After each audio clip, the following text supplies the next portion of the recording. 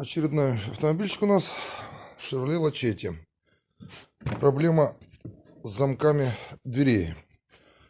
Несколько дней назад подъехала ко мне эта машинка с проблемой о том, что жужжит что-то в задней левой двери.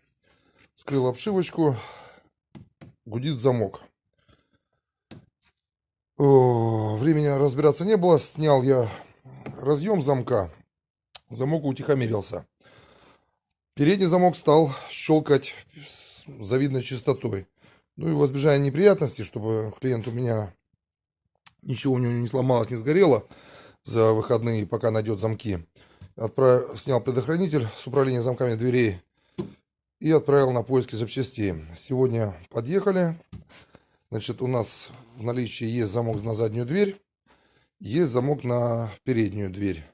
Сейчас разберемся с задней, заменим замочек, потому что там однозначная замена, так как сорваны шестерни и мотор непрерывно вращается, не может поменять свое положение.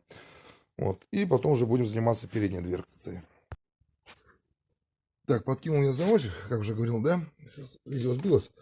Значит, что у нас теперь получается? Значит, в зависимости от того, в каком положении находится замок водительской двери, у нас меняется состояние замков всех остальных.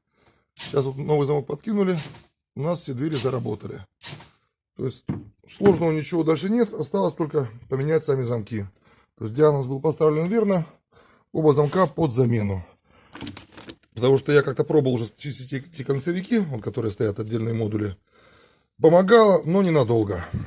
Так что в этот раз решил просто произвести их замену, чтобы человек не мучился, особенно в зимнее время. Готовы замочки. Все, поставил я. Дверцы у нас открываются, закрываются. Закрылась. Открылась. Все открыто. Закрылись все замки. Открылись все замки.